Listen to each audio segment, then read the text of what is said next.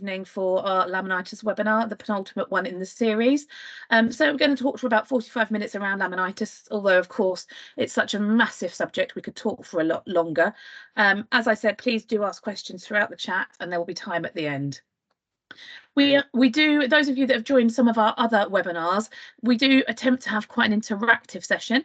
If technology is anything to go by as I've started, I'm hoping this is going to work. But we use something called slido.com.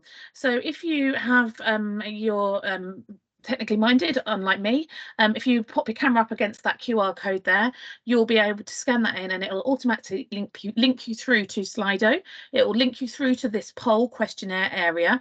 And then as we get to the part of the presentation where I would like you to join in, you'll see a question come up on the screen and you'll be able to input your answer. If you don't have the ability to put the QR code in, if you just put slido.com into your phone or your laptop or iPad and then type in that code, then that will take you to the same place.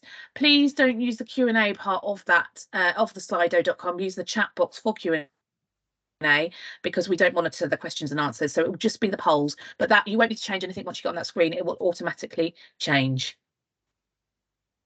So just as an introduction, I wanted to sort of highlight to you and to show you that there's an awful lot of science behind spillers. The science that we put into our feeds and that we deliver in these kind of webinars often comes from the Waltham Equine Studies group, which is a collaboration of researchers around the world, where it's headed up and led by Dr. Pat Harris, who has an author on many hundreds of papers and collaborates consistently and travels the world working with institutes and universities and has done so for many years. The sort of key nutritional research focus areas for us currently are obesity, laminitis and the senior horse. But laminitis specifically, we have done over 20 years of research, and that's probably over 100 papers and counting, relating to laminitis, obesity and equine metabolic syndrome. Some of the key topics have included identifying risk factors, the role of obesity, insulin dysregulation and measuring insulin responses, hay soaking, grazing muzzle, so really practical research as well, strip grazing, hormones. The key here is we're always learning, and one thing that we perhaps said 10 years ago might have changed today, because research evolves. It's not that you do some research and it gives you an answer and that's it. It continually evolves, and so as much as it's very difficult, because we'd like to be able to give cut and dried black and white answers, as we get more research, as we identify more things, what we say, what we do and how we advise people may change. And there are some really good examples of that, and hopefully you'll see some as we go through this presentation. So to start with, I wanted to touch on the risk factors for laminitis.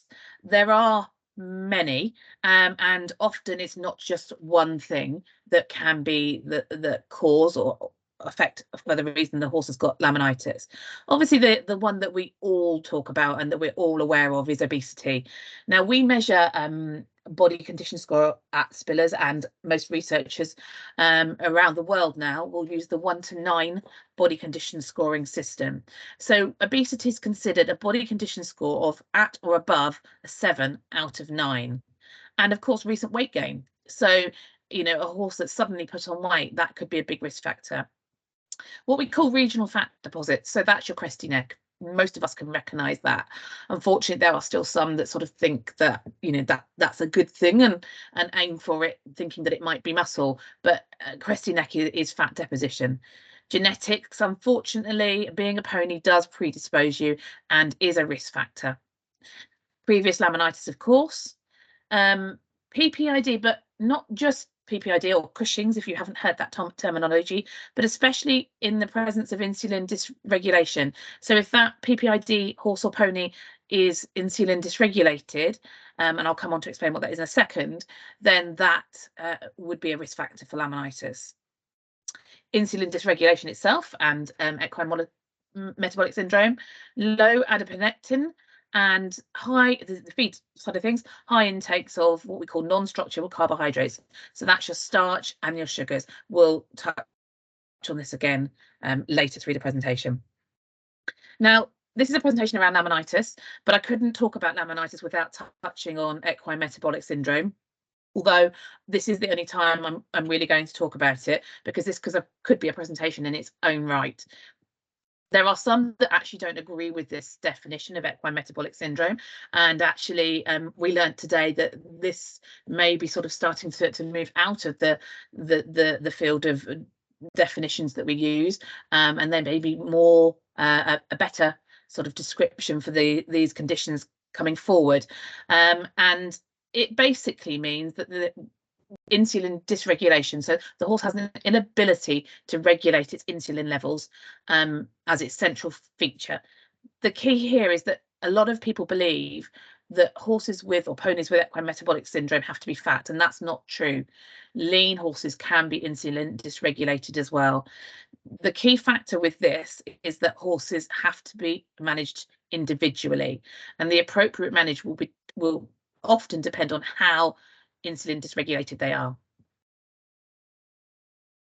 So just to explain what insulin dysregulation is, although I'm sure most of you don't know, insulin is a hormone that's produced by the pancreas, and it's the release of insulin that tells the cells, mainly in the muscle and the liver tissue, to take up the glucose from the blood, so to absorb the glucose from the blood. So when the horse eats a meal, the pancreas releases these insulin signal cells to take up that glucose from the blood.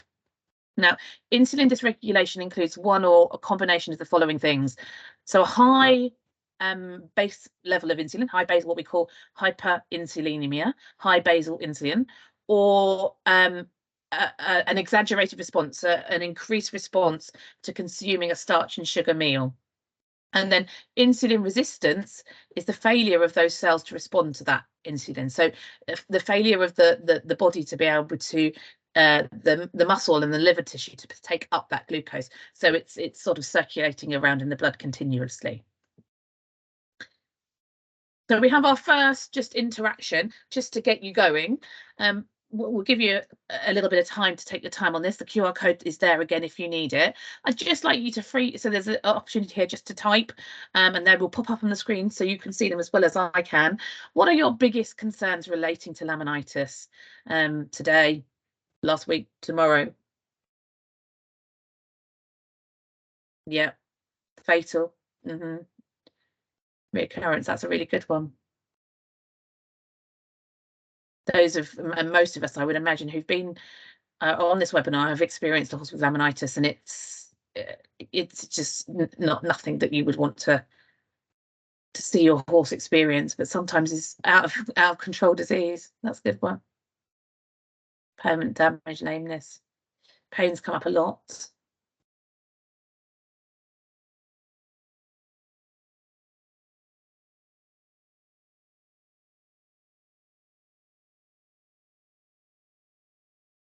Not knowing how to help your horse, limiting life. People are still typing, so I'm going to give them time. It's good to how to get them back to turn out. That's a really interesting one. Something, again, we were talking about only today. Low education of others. I wonder whether the person that put that is also thinking about the fact that other people seem that they feel like they need to comment about how you manage your horse. And again, something we've been talking about today. It's expensive managing a horse who's had laminitis, who's prone to laminitis. It's expensive. No doubt about that. Linked to PPID in Cushing's, rotation and the long-term effects. Judgment from others. Yeah, that's interesting. Because again, if you go back to one of the risk factors being a pony is a risk factor, you know, there's no judgment, or there shouldn't be any judgment, you know, in these cases. Yeah. How do we get them back out? You know, we all want to see our horses out in the field, but the reality is, for some of these laminitics, that may not be an option. So, you know, there's a quality of life question, I guess. Yeah, that acceptance, unfortunately, something that we see in humans as well. It's acceptable to be fat, and it's just part of life.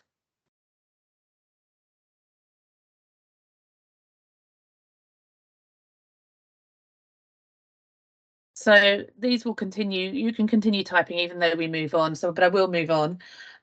Really good. Thank you. Thank you for your input. That's really interesting to see, and just helps me to make sure that I cover as much as I can some of your concerns. So one of the most important thing is to manage as many of these risk factors as possible.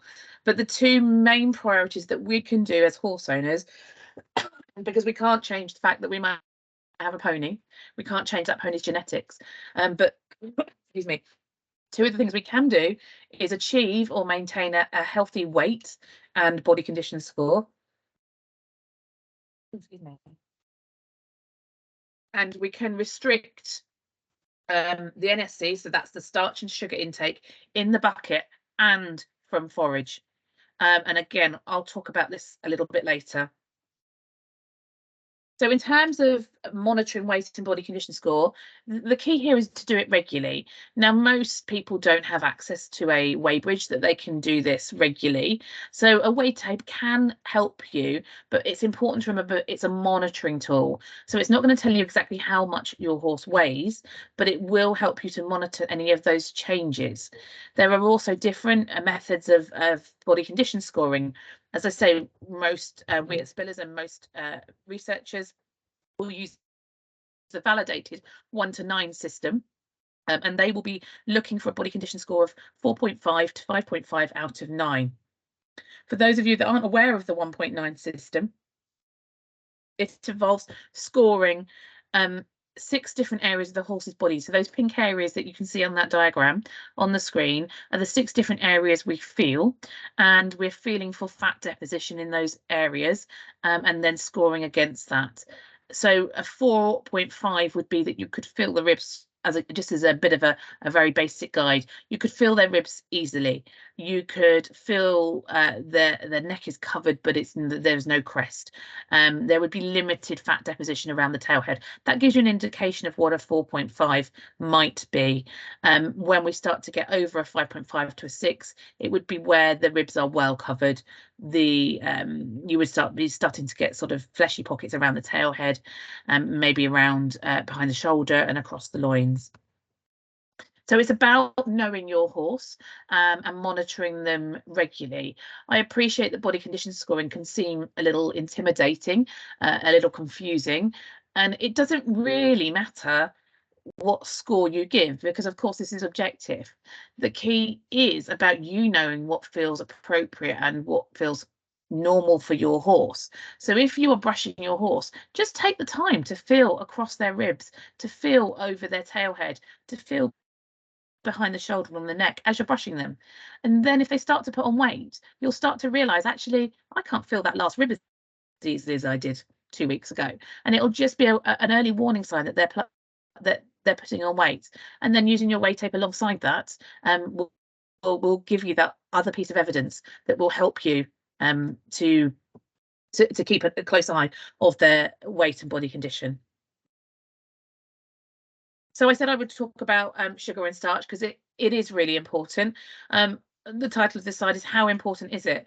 Well, if you remember back to reducing the risk factors, one of the priorities is to reduce the sugar and starch in the bucket and forage part of the horse's diet. There's lots of terms when it comes to sugar and starch, so it can be very confusing. So I'm going to try and go through this slide. There's lots of words on this slide, and the reason behind that is I think sometimes this is useful stuff to go away and process in your own time. WSC. WSC stands for water soluble carbohydrate. Now this is mainly simple sugars and fructans. So when we are looking at forage specifically, we want to know what sugar level it is, we will analyse for WSC. Fructans, because forage would have very little starch in it. Fructans are the storage form of sugar in grass, and there was some in the past school of thought that, well, we don't need to worry about fructans, but actually we do know from research that fructans can increase the risk or elicit a laminitic response. So we do need to be concerned about fructans, and that's why we do need to measure water-soluble carbohydrate when looking at the sugar levels of our forage. NSC stands for non-structural carbohydrates. So that's your starch, and starch predominantly comes from cereals and water-soluble carbohydrate. So that's your starch and your sugars. So we look at that when we're looking at feeds. Grass can be up to 15% simple sugars and 35% water-soluble carbohydrate. And that's on a dry matter basis. So you can just see why grass is so problematic to our horses that might be prone to laminitis. Of course, it goes without saying, high sugar and starch levels should be avoided, especially for those at risk from laminitis. The thing to be, if you can remember one thing from this side, feed in the buckets is the biggest source of starch, and forage, so your hay, your grass, is the biggest source of sugar. So my next little interaction is a little test for you, I guess. What has more sugar? And you've got a selection of different ones you can choose from there on the poll to have a go at which ones you think have more sugar. People are starting to answer. Perfect. While you're answering, I just need to let my dog out.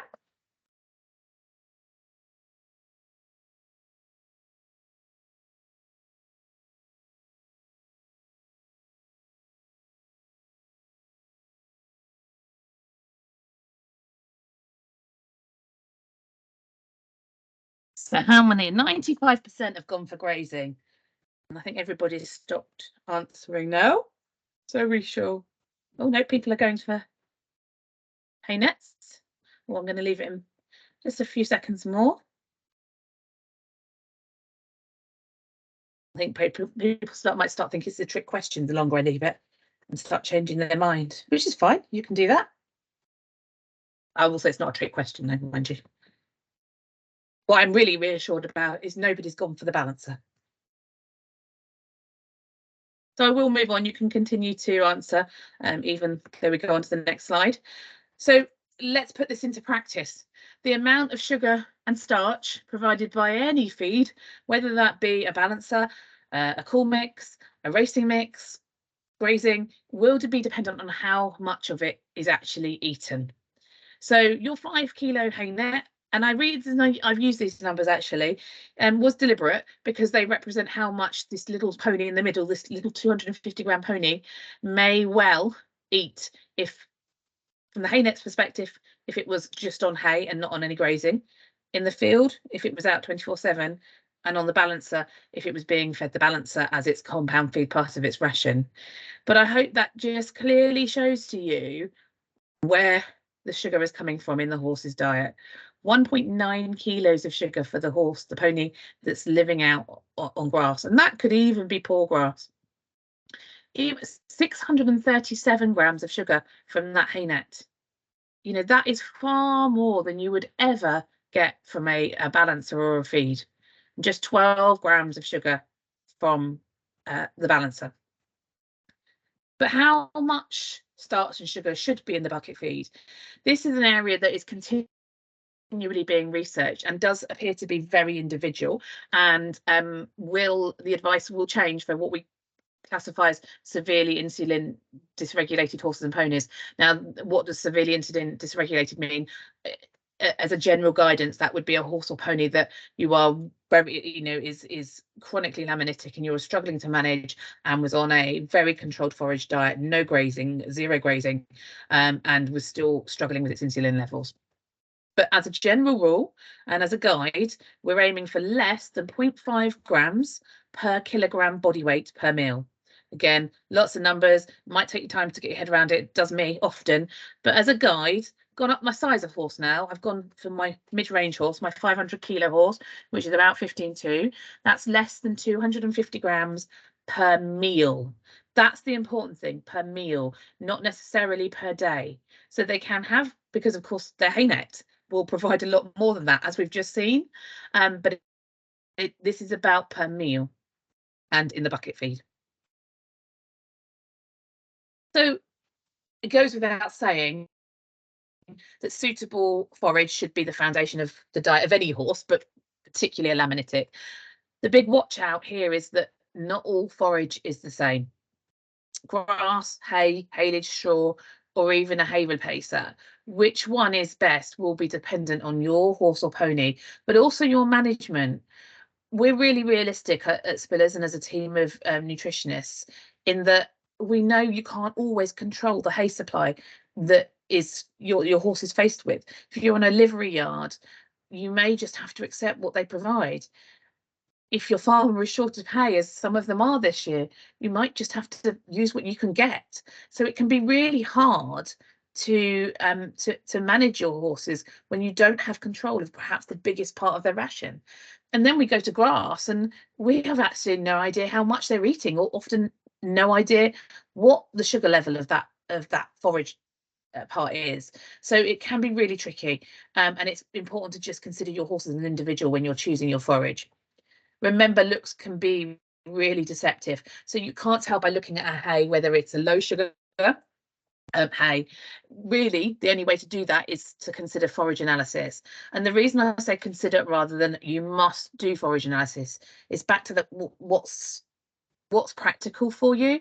Because if your hay is brought in for you from the livery yard, conducting a forage analysis may be useful, but if you can't change your forage supply, it may worry you and concern you more. The other thing is that forage analysis is only as good as the sampling that you take and the interpretation and the analysis that's done. So a good example, and something again we were speaking about only today in some training, is that validation of water soluble carbohydrate analysis, so WSC analysis, can only be done, or that analysis should only be done by something called wet chemistry. Now, many of the people offering forage analysis certainly in this country are offer it on what we call an NIR basis, and that isn't accurate and can throw back results which are wrong, basically, when then analysed against the wet chemistry. So if you are having your forage analysed, particularly for WSC, particularly with hay, you must ensure it's a wet chemistry test to give you an accurate response. We might need to consider restricted or even zero grazing. That's not something that any of us want to do or even advise, but sometimes it is the only thing to do. And the way I see it is actually if we can have a horse that is pain-free and is happy and healthy, but yet they have to be on a menage or a wood trip or some kind of grass-free system, then that may be the best option. We can, of course, consider feeding soaked hay. We can consider feeding hay replacers where we have a known sugar and starch content, and straw. Straw can be a really useful way of making sure we've got the forage in the diet, but also the fibre level that we need. So this is a sort of a brief table just to give you an indication of this isn't looking at the sugar levels, but this gives you an indication of the calorie levels of the different forage types. And I put this table up there really to highlight to you that, actually between hay and haylage, there isn't much difference in calorie levels. And actually there isn't much difference in sugar levels either, because often hay and haylage is cut and at the same time, and it's just the fermentation process that preserves the haylage that makes it different. But when you then look at straw, you can see how much lower in calories, so your DE is your calories, how much lower the straw is, and how useful that could be if we can source a hygienically clean straw in providing a good level of forage to a horse, but with low levels of calories. So then we come on to how much forage should I feed? Now this again is another slide that's got a few numbers on there that can take you a while to get your head around, because there's a technical answer and there's actually what does this mean when I'm feeding my horse and I'm weighing my hay net. So the minimum amount is 1.5% of current body weight per day on a dry matter basis for most horses and ponies. In very extreme circumstances, alongside a vet, it has been known to go lower, but for most horses and ponies, 1.5% current body weight, but this is on a dry matter basis.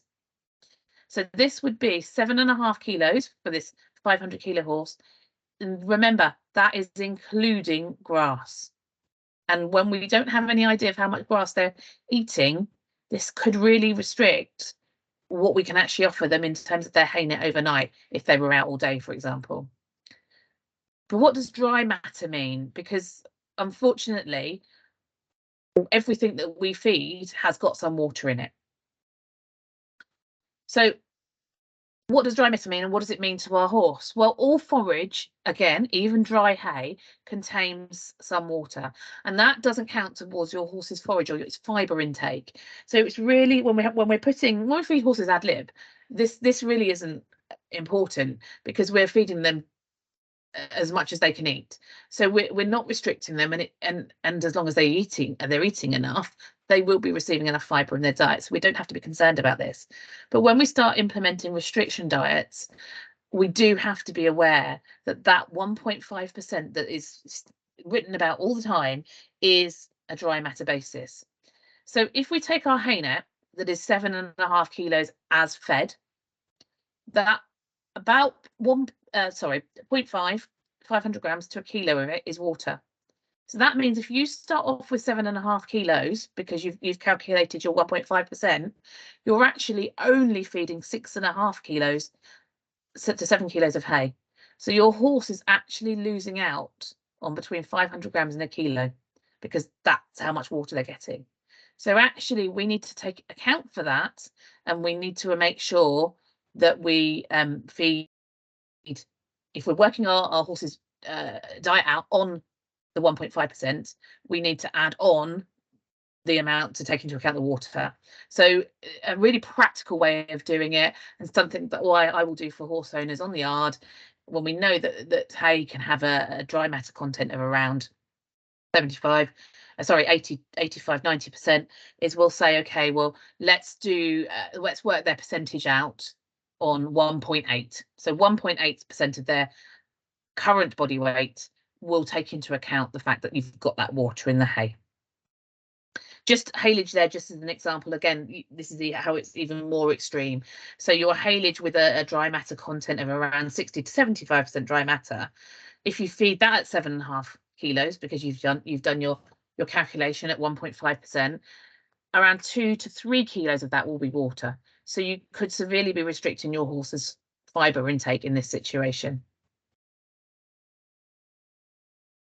But of course, we do need to consider reducing calories from forage, particularly if we've got the laminitic with weight control issues. And of course, this is accepting that not all laminitic ponies suffer from weight issues. There are some that are too thin, but for this webinar, we're sort of really focusing on the weight management side of things. So again, we're going to reduce the calories from our forage. We need to really consider grazing, because that is where the predominantly the calories are going to come from, and my next slide will show you that. So how much grass and the grass quality. Ideally, we want to choose a hay that's low in WSC. How do we know that? Well, again, we've talked about that.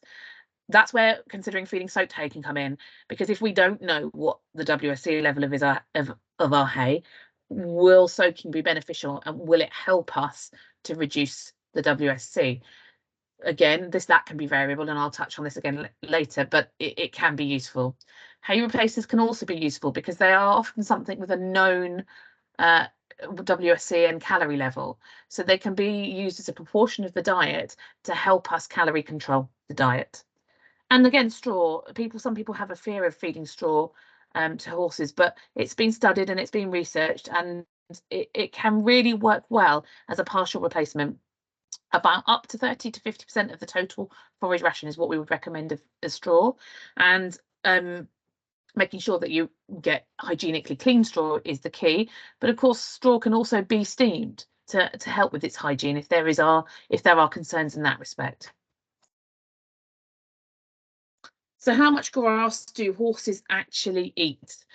Well, the studies sort of have been done on ponies, and it is very, very variable. So we have to really sort of take best guess estimates.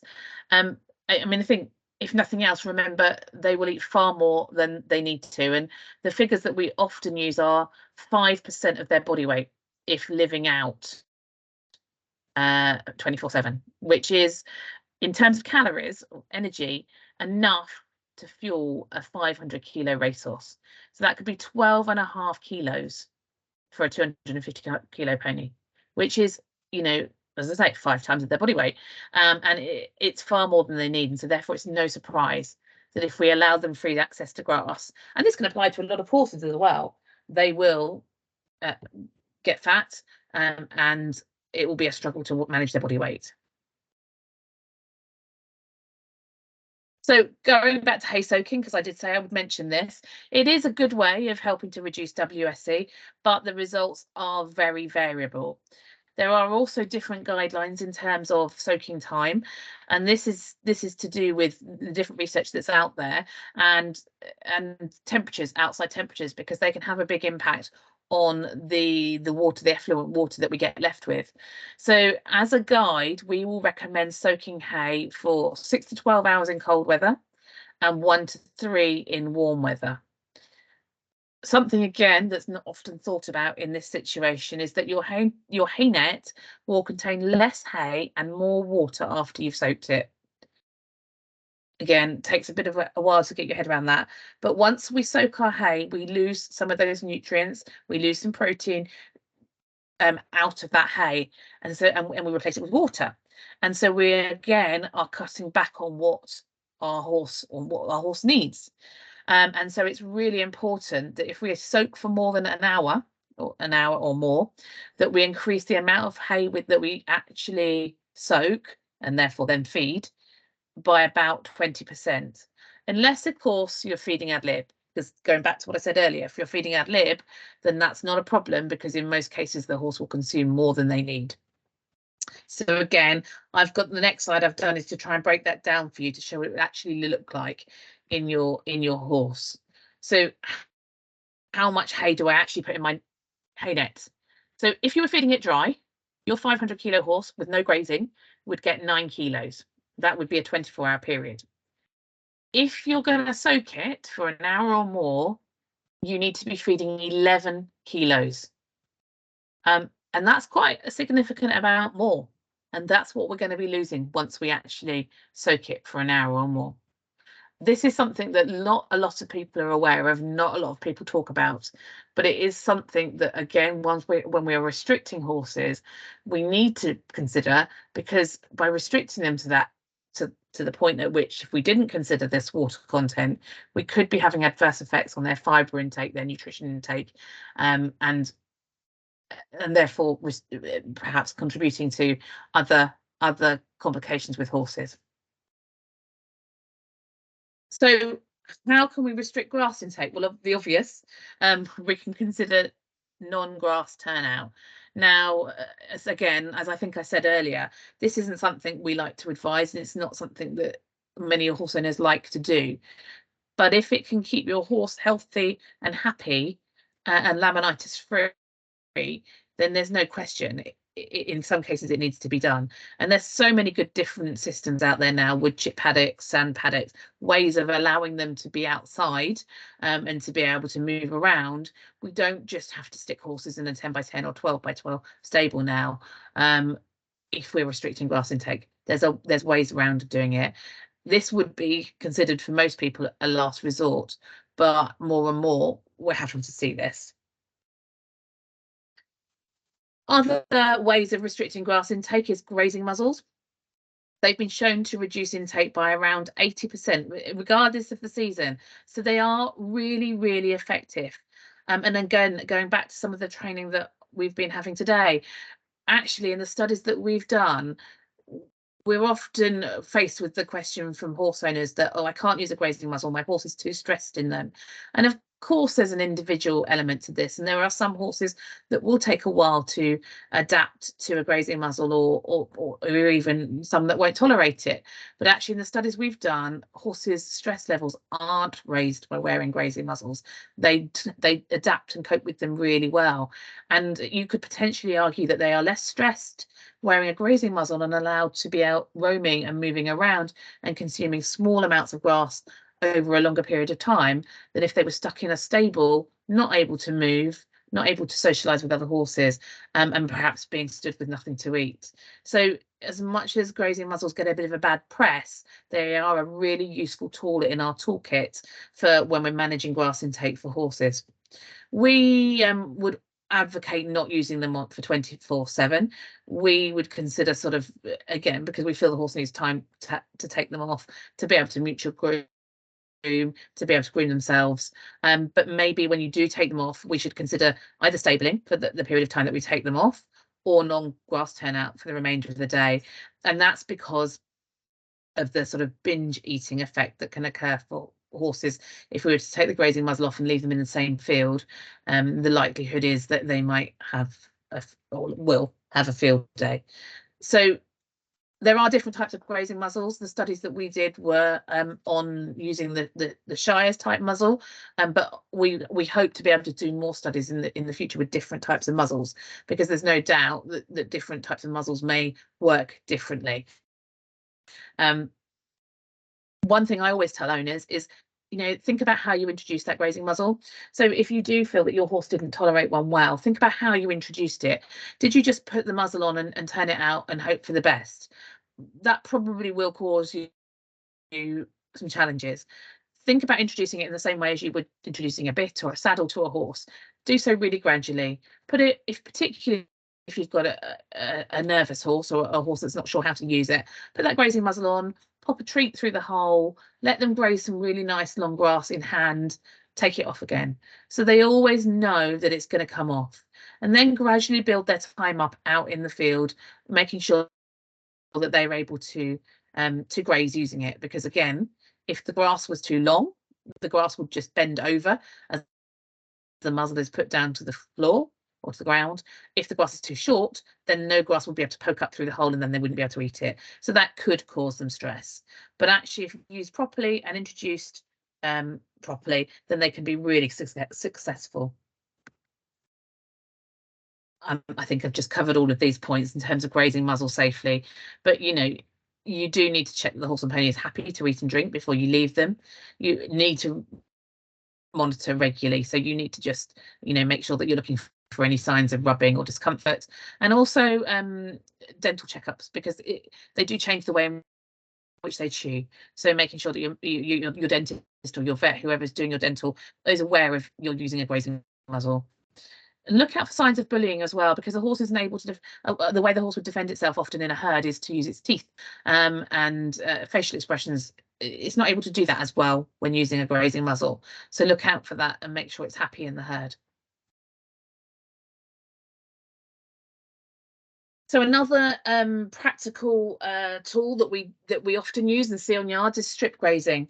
Now, we published some research, I think last year now, around strip grazing. Again, something historically that as horse owners we've used, but nobody had really studied to see whether it was actually effective in helping with weight loss and managing intake. So the information is all available on our website, and Bella may be able to put some links to the blogs in the chat function. But the sort of summary of this study is that we saw strip grazed ponies gained less weight when they were given free access to restricted pasture. So that essentially means that strip grazed ponies lost weight. And then there was a question about, did you need a back fence? So we had a look in the study that if you then, did you need to put a fence behind them? That's your two pictures there, or could you just continue to strip graze them? The big difference on this study is that there is the restricted pasture element of it. So these ponies, the amount of grass they were given in this study was calculated to be enough to last them for that month, the period of study.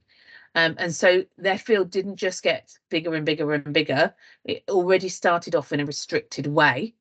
and then the strip grazed elements were given to them. So it was a really controlled study, as any scientific study should be. And practically, we have to think that if we just have a large field and we just continue to move that strip grazing fence, giving the horse more and more grass each day, the grass behind your horse may start growing, and therefore they could be consuming much more grass than we thought, because they're getting the new stuff that we're giving them and it's growing behind them. The other watch word with strip grazing, and something that we are investigating a little bit more, is that sort of, if it's particularly if it's growing season, that grass that you're giving them, that you're opening up and strip grazing into, could be very high in WSC. So are we then giving them quite a large meal, bolus meal of sugar? And could that be a sort of tipping point for our insulin dysregulated horses? So I mentioned binge eating when I was talking about muzzles. And again, we've done some studies on this. Ponies can consume up to 1%, that's on a dry matter basis, of their body weight in just 3 hours if turned out without a muzzle. I mean, obviously that's huge in just 3 hours. The one important thing I want to make you aware of with this study is these ponies weren't hungry. When they were turned out, they hadn't been restricted at that point. They had had free access to forage before being turned out. So this wasn't binge eating in the way that we would think, oh, you know, they've been starved for 6 hours and then turned out. They actually had free access to forage and then were turned out and were seen to consume up to 1% of their body weight in just 3 hours. So again, just showing the importance of restricting that grass intake wherever we can. A really practical way, though, of monitoring your horse's intake, because going back to what we said about the grasses, it's almost impossible to calculate how much grass they are eating when they're out in the field. So one of the really practical ways of monitoring this would be to know how many poos they do. So the more poos they do, the more they're eating, the less they're eating. So we would say aim to reduce, and again, the average number of poos is around 10 to 12 in a 24-hour period for an average horse, but that can vary considerably. Get to know your horse and then aim to reduce the number of poos by a third initially, if your pony is overweight, of course, but never by more than half, because if you start to reduce the number of poos they're doing by half, then that could be an indication that we're starting to disrupt the digestive system and could have negative impacts on them. So counting the droppings, knowing your horse is really important.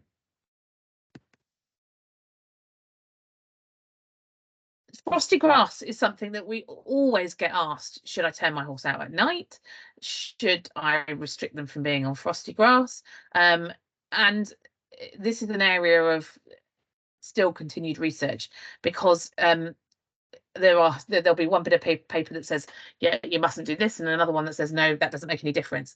Fundamentally, it's to do with the levels of simple sugars or fructans in the grass. So when you have a frosty grass, what's happening is the grass isn't growing, and so you've got a lot of stored fructan in the grass leaf, in the stem.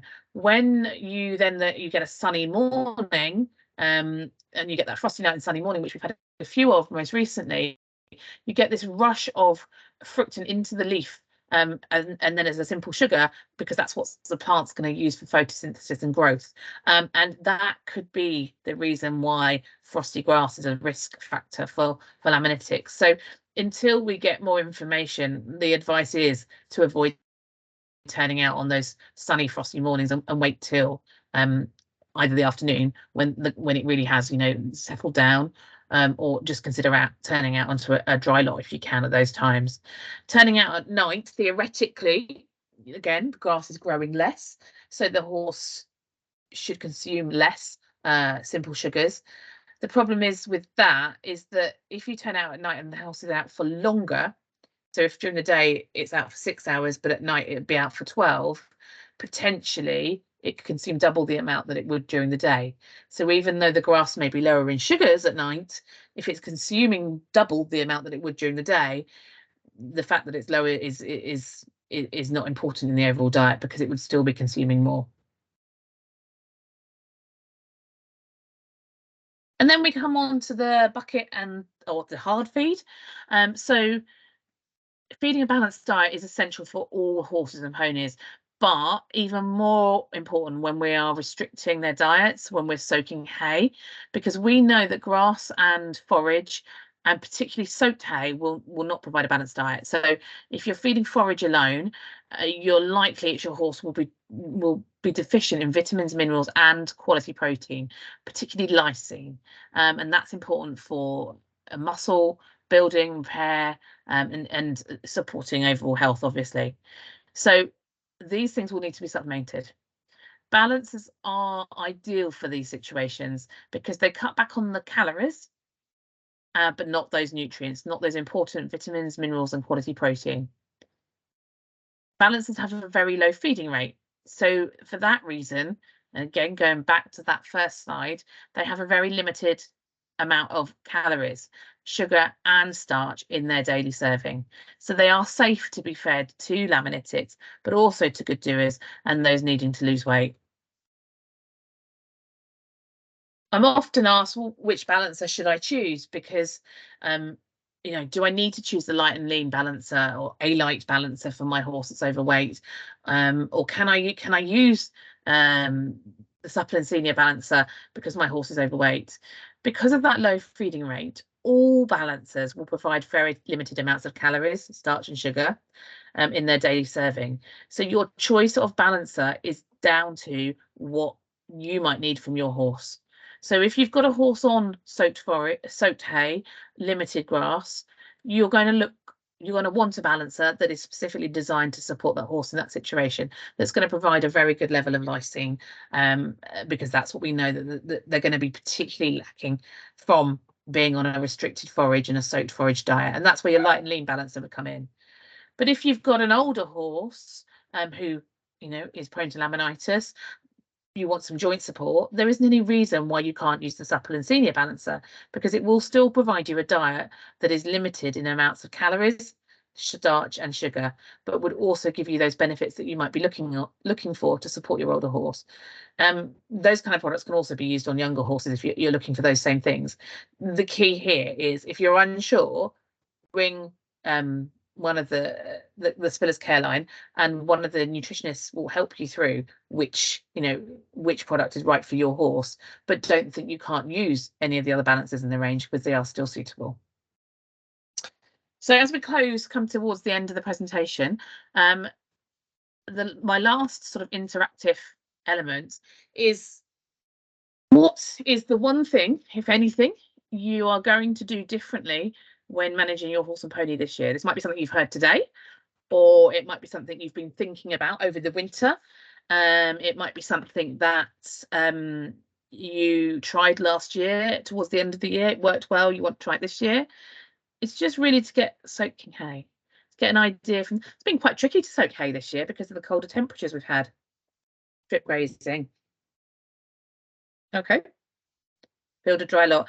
I keep saying to my husband, I want to win the lottery and build a dry lot. It would even help in the wet, to be honest. Increased exercise. Try a grazing muzzle. I'm interested as a person that's putting that, whether that's something that they haven't tried because they're concerned, or they were concerned. Somebody's going to consider weight taken weekly, feeding some more straw.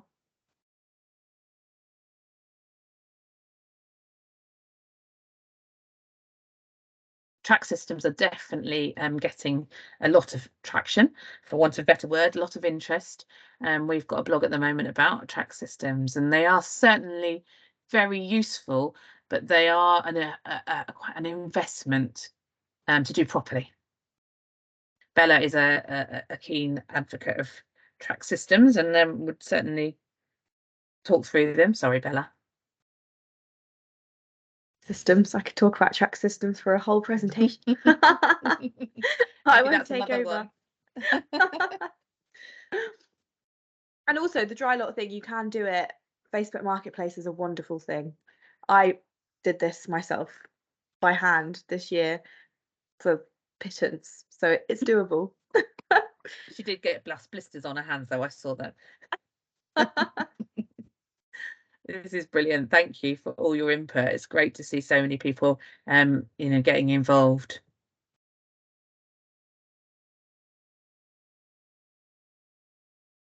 So you can keep adding. This is really useful for us. It helps direct us to the kind of blogs and things that we write, because we want to provide you with as much information as we can and help you manage your horses as much as we can. And so if we have an idea of things that you want more information on, or how to do things, then we can direct our research and our sort of communication in that way. So feel free, people are still typing, so I'm going to let you keep typing.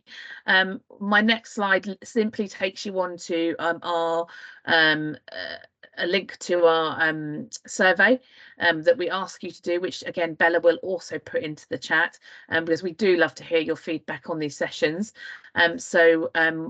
Well, once we finish typing, I will go onto that next screen and you'll be able to scan in a QR code, and that will link you through to our feedback survey, where everybody who goes into that will entered into our prize draw to win a voucher. So your feedback is really important to us, and please share that on the chat as well. I'm going to just one more person typing, but these are brilliant. Great to see the things that people are going to try and do. Please feel free to start putting some questions in the chat or coming on to you. I'm gonna There's so many questions. Oh, sorry, Bella. I can't even see them. Sorry, Bella. Right, I will.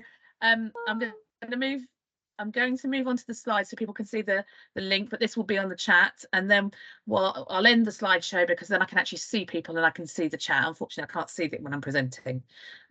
This link, you'll put this in the chat, won't you, Bella, as well? I've done it. Perfect. And you send this out anyway to people. Yeah. At the end. So I will end the presentation for now, and I will stop sharing, and I'll get into the chat so I can look at them as well. But if anybody wants to come off mute and ask a question directly, we're also happy to do that. But let's plow our way through the questions first, Bella. Okay, first question. If feeding soaked hay, do I need to weigh it? I've fed ad lib soaked hay for over a year. However, before I owned my cob, who's 500 kilos, he has had an episode of laminitis. Question is, I guess, is if he overweight at the moment. Yeah, exactly. I mean, if you're feeding ad lib, then no, you don't need to weigh it, because theoretically he's eating more than actually he needs to, and therefore there won't be a bit of mud drop off from somewhere onto my computer. That's worrying when I'm inside. So that's really confused me. A bit of mud just falling in front of my face. So no, theoretically you won't. However, if he's overweight, then what you do need to do is start weighing it so that we can start to restrict his calorie intake. And then what you need to do is work out his dry matter intake, and then add your 20% on. Well, do his diet on 1.8%, so you don't need to worry about that. Takes into account the dry matter of your hay, and then add your 20% on to take into account your soaking. But if you need help from that, give the care line a ring. That's what we're there for, and we can actually help you with your individual horse if you know roughly what he weighs. Next question. If I am feeding fast fibre, does my mare need to be on a balancer? I soak her hay. So that depends on how much fast fibre you use. Fast fibre does contain some vitamins and minerals, but its exact feeding rate, you'd have to check with the manufacturer of that. In most, and then you'll have to check that dry weight amount. In most cases, fast fibre, like our speedy mash, people feed it as a sort of to just help bulk the diet out, and they don't feed it at the recommended feeding rate, and in which case you should then use a balancer. The best example on that is the recommended feeding rate for a 500 kilo horse is 3 kilos of fast fibre or Spiller speedy mash. That is quite a large amount once you add the water, and so it's very likely in most cases that you wouldn't be feeding that level, and so therefore a balancer would be recommended. I have read that cooked linseed can help with regulating blood sugar levels. Wowzers, I haven't heard that one. That's probably just more to do with a calorie source that's low in Yes. sugar. I would have thought so. Given, again, I've alluded to the fact that we had some training today where we were talking about all the research that we've done on insulin regulation and dysregulation. I would suggest it's because if you're using oil as a calorie source, just as Bella's just said, you're likely to be cutting back on your sugar and starch sources. So it would potentially help there. If I introduce straw mixed with hay, should it replace some of the hay or be fed in addition to the current hay? That's a really good question, because I think it's something that we just assume that we have, the answer to. So it should be part of your horse's overall ration and shouldn't be an addition. So again, we go back to that 1.5% on dry matter, or 1.8 if we take into account a real as fed regime, because the dry matter of straw will be similar to hay. It's a little bit less. And that's your total ration, and straw should be included in that, and grass. Next question was, how do you weigh your hay nets? Oh, again, there's some really good luggage scales that are digital. I maybe shouldn't say this, but I wouldn't buy a horse spring balance. They're just not that accurate, and you'd probably pay a lot more money. But if you go to Tesco's and buy a little luggage scales, often they're digital, and they're the best way of doing it, because you don't need it to go up to 20 kilos. Let's face it, not many of us we can't lift a 20 kilo hay net. So as long as it goes up to 10 kilos, which most of them go up to more than that, that will be more than adequate. And I think that's the best way of weighing your hay. Little spring balance luggage scales. Is there a benefit to soaking straw? The issue that I'd have with soaking straw is the sort of hygienic element of it. Once you make something wetter, you're getting a great sort of environment for molds to grow, and we know that straw potentially is not looked after in the same way as hay anyway, so it has a higher perhaps mold risk. So that would be my concern in soaking straw. Nobody has studied that. Obviously straw does have an element of sugar in it, but it is very low in sugar. So I'm not sure how much benefit you would actually get in terms of soaking it. Nobody has soaked straw and measured the sugar reduction. So I would be more the sort of downside, like all of these things, as a compromise, and the sort of negative impacts of soaking straw in terms of a hygiene level would probably stop me wanting to do that. And you don't forget, everyone, you can steam straw Yes. just the same as you can steam your hay and haylage. And absolute best practice, gold standard, if we all had lots of time and money on our hands, we would soak and then steam after soaking as well. So just remember that. We've got a farrier joined us today that has asked, do we have a table that we could give to customers that have laminitis to explain the sugar content in the grass versus hay, etc.? We have that? We must have that somewhere. I'm sure we've done it on a social media post, Bella. Jordan, I presume that I emailed you to give you the link to attend tonight. So just email me back so we don't forget, and we'll get you a table. That's no problem. I'm sure we have. The difficulty is that grass is so variable. Yeah. And even within a field, if you've got so therefore then this applies to hay, that if you've got a field of grass, one side, if it's covered by a tree or a hedge, could be lower in sugar because it's in the shade than the other side of the field. Plus, the grass level, the sugar level in that grass can change hour upon hour. So it's really hard to actually say, yeah, grass is going to be X amount of sugar or Y, and the same for hay. But we have some guys. So as I say, we tend to use a 15% simple sugar. Or 30% WSC, but I have regularly seen over last year's forage analysis, hay's coming in at 20% WSC, sometimes 25% and 30. So we do have, but they would be general guidelines as opposed to absolutes. Yeah. This is a good question. We've mentioned ad lib hay with hay net, and it says, what is our opinion on ad lib from a bale in the field? So I guess this is talking about rates of consumption. Of course, I'll go for it. Any hay net is going to slow it down, but the size of the hole is obviously going to slow it down at different levels, because you get some really big hold hay nets and you get some really small hold hay nets. So I'm not really sure if you're saying about if you're wanting to slow them down, because of course if you're feeding ad lib, we're not necessarily wanting to slow them down, because we've talked about laminitis a lot, and obviously we all assume overweight, but some of them aren't, and in those cases we want them to consume a lot. So if they can have the hay loose and eat more quickly and get lots of calories in, then that's what we want them to do, albeit soaked hay, for example. So yeah, hopefully that's answered that I think the question. other thing to add there, Bella, is that we have done some studies on hay nets Yeah. and double hay nets, and actually we found that one of the best ways of slowing a horse down in a stable with a hay net is to double up your small hold hay nets. Yeah. But you shouldn't go more than doubling, because tripling them cause too much stress. Yeah. So again, there is an individual element there too. I don't think anybody's studied the rate of consumption of these big hay, these nets that No. you go over round bales. Yeah. I think the big thing for me for hay in the field would be spoilage and wastage, and actually really knowing how much your horse is eating. Although, you know, we're obviously talking about laminitis here, a very big question for us at this time of year is around the senior horse and weight loss, which can be linked to laminitis, just as Bella said. And if your horse is sharing a field with 5 others and they've all got that one bale, you can often have absolutely no idea how much your horse is eating.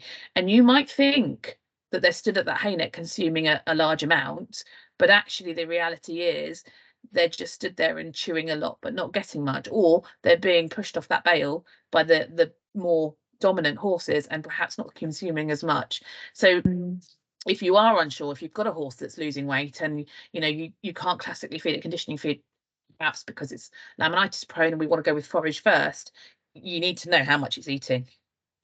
Yeah. Next question, can I just feed light and lean on its own, or should I add some chaff or fibre base? You can feed it on its own. The purpose of a chaff is to extend eating time. So if your horse is spending some time in a stable without free access to forage, then using a low calorie chaff like Fibre Light, molasses free, will help extend eating time, and that we'll recommend it in that situation. But if you've got a horse where you're using light and lean balancer and the horse has free access to grass, is out in the field, then you don't need to. And another question, I'm just going to add it because a lot of people ask this, is do our balancers have to be soaked? And they don't. You can feed them dry. So if you are, you know, say your horse lives in a herd and maybe it's not practical to separate them for feeding times, whatever, you can feed light and lean out of your hand. If you measure out your cup or however much your horse needs, you can just feed it out of your hand. But equally, if you've got one that's struggling to chew and you want it to be a mash, it takes about 10 minutes in cold water. So always bear that in mind as well if you do want to feed it wet. Next question is, how would you manage a pony who has had lots of laminitis in the past, but colics from the stress if on restricted grass? Gosh, I feel for you because it's so hard. Yeah. Again, it's just finding a management that really works for you and that pony. We were talking a lot today again about, you know, is the stress of the pony the stress of the owner as well as what the pony is going through. You know, obviously grazing muzzles, if that would allow your pony to be out on restriction, that could be an option. I mean, I suppose my feeling is some kind of dry lot, some kind of non-grazing system whereby you can trickle feed a controlled forage, a forage that you know is a low WSC, would be your best option. So you can ad lib feed. But yeah, I was just about to ask the question for who's asked this, Rachel, is that stress related to actual grass consumption causing the colic, or is the stress related to separation from the herd or being stabled more? Is it more of a management change more so than actual diet? That would be interesting to know to help more with that one. Next person, we can definitely offer some reassurance here is, I'm looking at trying a grazing muzzle this year, but I'm scared as my mare has suffered from ulcers last year, and I'm scared in case I stress her too much. well, again, I think I alluded to this. We've done the studies and we've measured heart rates and stress in horses using grazing muzzles. And as long as we are careful and we adapt the horse to it, introduce it gradually, we monitor our horses, then they don't cause stress. Of course, anything, if not used correctly, can cause stress. So that's the key, is to know your horse. And you know, some of our colleagues, they will take the muzzle and they'll slightly adapt the muzzle, as we learnt today, to suit their horse. So although the work we did was on the Shire's muzzles, there are many others out there. I get, you know, muzzles are expensive, so you don't really want to be going buying 10 and trying 10 different ones. But they, you know, if from a purely research point of view, they don't cause the stress that we once thought. And actually, from an ulcer's point of view, if they allow your horse to be out grazing and eating for longer periods of time than stood in a stable with nothing to eat, then it's going to be much better for the ulcers, because you're going to be trickle feeding, and that is, you know, one of the key factors for managing ulcers. Yeah, I feel inspired to do some video series about introducing muzzles now. I did actually share a blog a little way back in the chat now about managing horses that are prone to ulcers but also are very good doers. So I will reshare that again so that it's refreshed, so you don't have to scroll all the way back. Next question. Could you feed balance that out on the grazing, so sprinkled over the grazing, which would extend feeding time? Ooh, Yeah. risky, might get lost in the grass. Yeah, I mean, you know, I think you need to make sure that your horse eats it and then the pigeons aren't there, because it could be an expensive way of feeding the sparrows and the crows and the blackbirds. But yeah, I mean, you could do that. To be quite frank, in the summer, it's what I do with my little cob pony, because mainly because he just tips the bucket up and it's not worth it. So I just take my copper balancer down there and I'll just chuck it on the floor for him. So you can absolutely do that. That's not a problem. The balls that, you know, the sort of feeding balls that we have, you can put them in there, but they're just a bit small, so they fall out a bit too. The pellets are a bit small, so they fall out too quickly. Maybe we need a balancer ball, Bella. Maybe. Well, that's why actually, I mean, you could definitely do that. You could sprinkle it on the grass. But another thing that you could extend eating time with is the soaking idea, because you can make it quite slurpy and they can drink it. And also, there are slow feeders now. You can buy commercially made slow feeders that have got, like, you know, like for dogs that choke. And if you Google it, they'll come up. Or if you don't want to spend money, you can just buy really large pebbles and put them in your feed bowls. They've got to work their way around those. There's lots of things you can do. Or you can give them chaff, because that does slow them down. But yeah. Does feeding straw increase the risk of impaction colic? So this is quite a bit that's been talked about for a long time in the sort of nutrition world, and people, it's always been a concern of people. Straw, feeding straw does need a period of adaptation. So like introducing any forage, we should do so gradually and give the horse time to adapt to it. As long as the horse has good dentition and is able to chew, the straw itself should not cause impaction colics. The changing too quickly or the horse consuming a large quantity of the straw could lead to, or with dental problems, could lead to impaction colics. And the horse does need to learn to, one of our research has shown that the horse has to adapt to chewing straw in a slightly different way, because it's obviously more lignified. So again, that adaptation is key. But certainly we have fed straw very successfully for a number of years to hundreds of horses and ponies with no increased risk of impaction colics, as long as we follow those rules. More info on the one that is prone to colic on restricted grass. The colic is just if he doesn't have access to the long grass. So he's limited to only 2 hours a day on the long grass, but we are concerned going into the spring. Really tricky.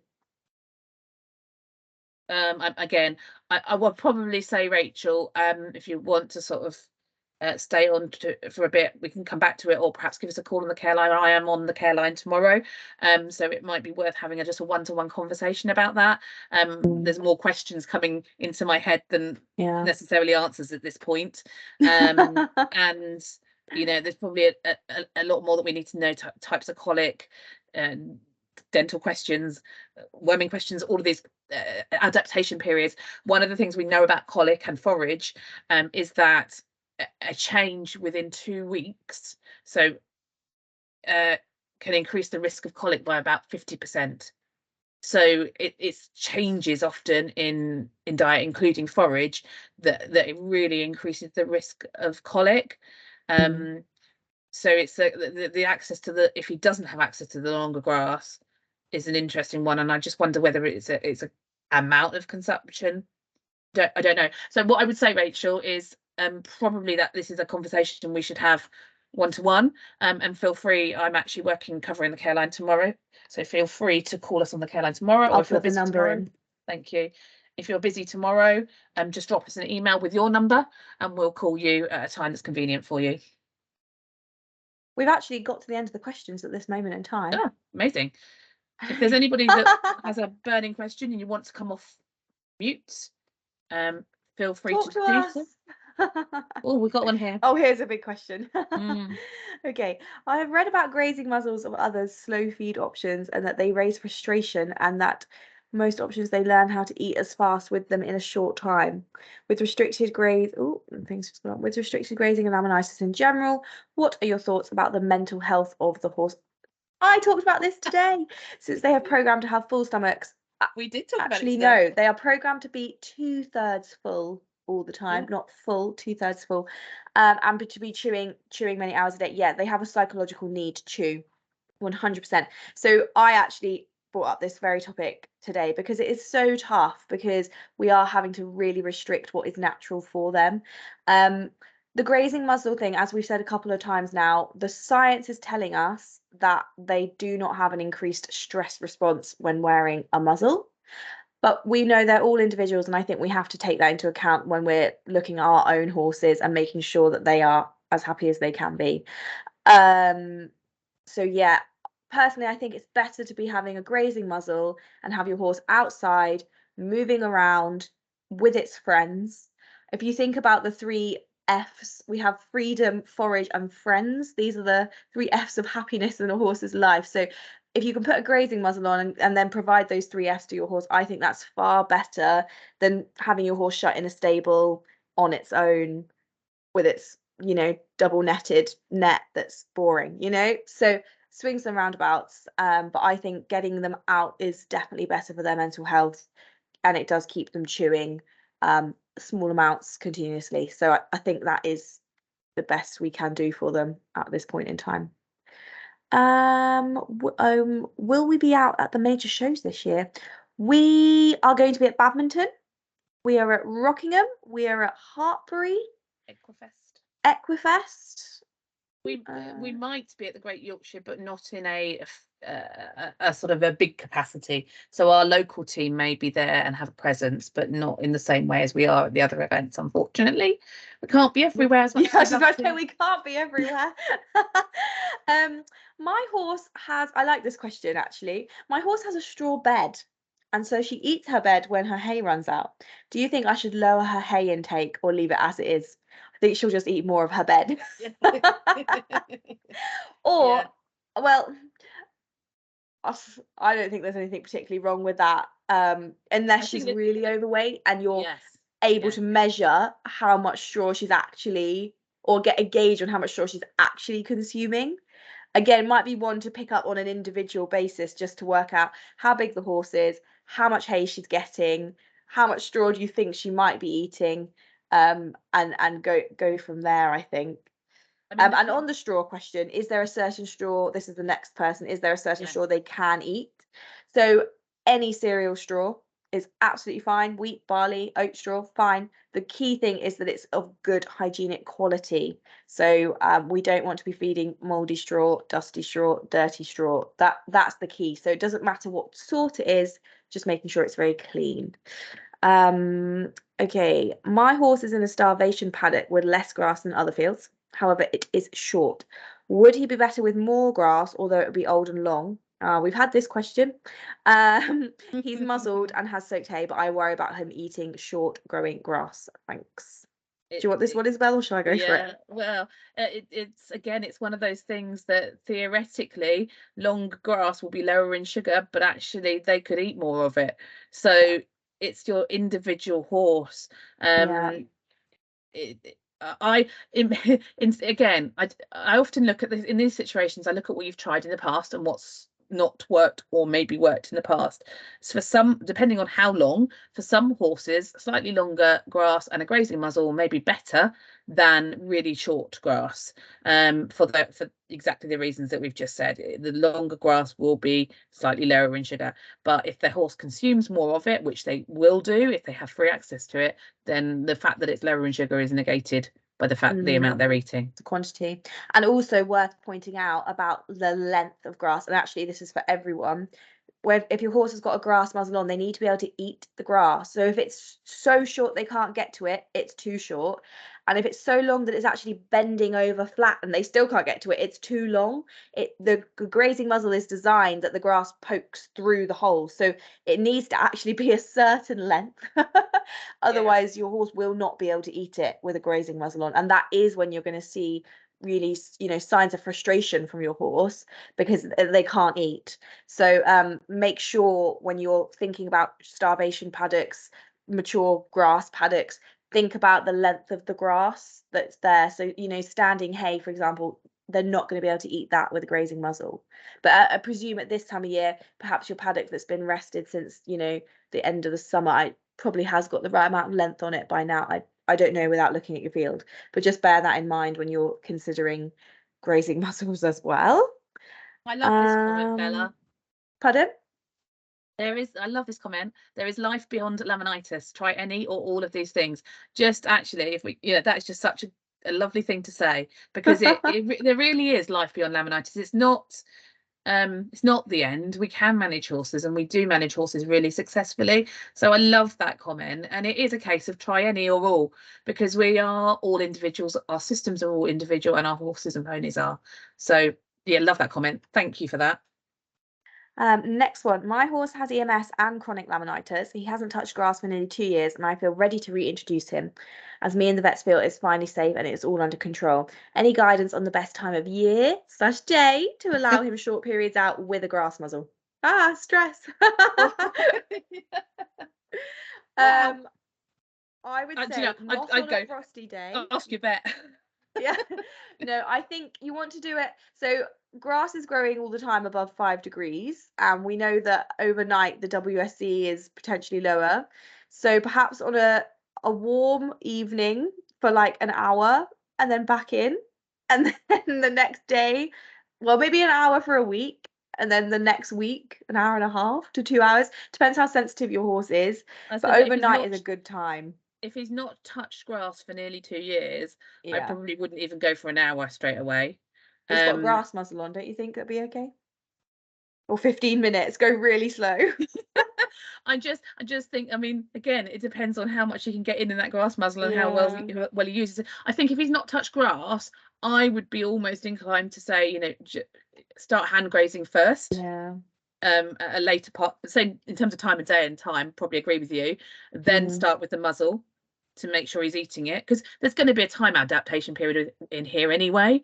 And if you think about with feed, we normally talk about introducing no more than 500 grams per day and increasing in that way. So turning out for an hour, even with a grazing muzzle, I would guess they could consume more than 500 grams. So probably doing it in hand. Do you know, I love these things because this is where Bella and I will often work together, and we'll talk through things and come up with an idea between us, because there isn't an exact science on this kind of question. So it's the hardest thing, isn't it? Yeah. It's just they're so individual, and everyone's circumstances are so individual. And that was another thing we were talking about today, was about livery yard setups and how some people are just so restricted with what they can do for their horses because they have to follow the yard rules. So it's just about working with the individual horse and the individual owner to find the right solution. But Jade, I think I would probably in hand graze for a week, gradually increasing your time, then go with your grazing muzzle, gradually increasing your time, but time of day, yes, probably later in the day, theoretically. Right, I think we've got no more questions. We've got a thank you. Great. Thank you. I mean, of course, just going back to the fact that the our helpline, our care line is there. We do have the nutritionists that are on the care line are the same nutritionists that you might see on the road. In terms of visiting yards, we have our roving nutritionist, our roaming nutritionist, who offer the feeding clinics on yards. So, you know, if you do want, and you can organise a group of minimum of 10 of you to get together, we can come along and provide a feeding clinic where we'll show you about body condition scoring, and also, you know, can help you with sort of more accurately calculate your forage intakes. So, you know, please feel free to reach out of us. We haven't mentioned Spillers Slimmers Club, which we perhaps should have done. We do have our Spillers Slimmers Club on Facebook, which is another great source of information for you, and a group where you can talk amongst you're going to put the link in, perfect, which you can talk amongst other people within who are going through the same problems as you. You know, every day people are going onto the Spillers Slimmers Facebook page and just saying, oh, what does anybody think? And we try and leave that page as a place for you to share those kind of advice between you, whilst having some factual information on there as well. We do one more question, and then I think we should call it, about teeth wear with grazing muzzles and any tips to prevent that. Again, I think it's part of the reason why we don't recommend them being worn 24/7, because we're aware of the teeth wear, that it does affect their teeth wear. They have been used successfully 23 hours out of 24, but that's part of the reason why we don't recommend it. I would say make sure the muzzle fits well, make sure that you're having regular dental checks, and the grass length is appropriate. Is probably, and again, keep a close conversation with your dentist so he's aware of what you're doing. Do we do yard visits in North Scotland? Yeah, I said no. Theoretically, no, but send us a message, because we might be able to do a virtual consultation. Can we get a copy of this evening's webinar? Oh, the slides. Yes, I guess Isabel could send. Yeah, we could send the slides. We hopefully have a recording. I did get kicked out twice, so I'm hoping the recording didn't get interrupted, which will go on our YouTube channel, and we'll send the link out. Yeah, we should be able to email the slides. I think that should be fine. Yeah, I'll just PDF them. Brilliant. Well, we're going to round up now. Thank you, everybody. It's been lovely to see so many people. Karen, I see your question there. Well, what I'll do is I'll answer that in a minute, but I'll just say thank you to everybody. And it's going to go off the page, and I'm going to miss it. And I'll answer that as people are leaving. But please use the care line if there is a question you haven't answered. Don't forget our last webinar, which is in a few weeks' time. I can't even remember the subject, Bella. The 9th of March. 9th of March. Tips for good doers. Thank you. It's been a long day today. But thank you all. Let me just scroll up the chat and I will answer that question very quickly whilst everybody's leaving. Karen, native pony currently overweight. She doesn't have a bucket feed, no treats, out 24/7. So obviously the out 24/7 is the biggest thing. I get that it's more mud than grass. Sorry, my robot Hoover's just started. Can you hear it? No, we can't hear it. It's okay. Oh, that's all right. Oh god. That's the 9:30 thing. I think yeah. So the 24/7 thing is the biggest thing. It's difficult to put a muzzle on if you've got more mud than grass. I would consider, are you using any rugs? Because maybe if we can get the rugs down, that can help to encourage weight loss. And then maybe a case of if she's having a hay net, you know, weighing your hay, finding out whether you're actually overfeeding her, because these ponies, especially natives, are very adept at getting what we think is nothing from the grass, getting enough from the grass. And fundamentally, if she is overweight, she's getting her food from somewhere. So it's maybe a case of looking at what we can do with her smaller hay net and the 24/7 grazing. But call the care line, Karen, and we can talk you through individually.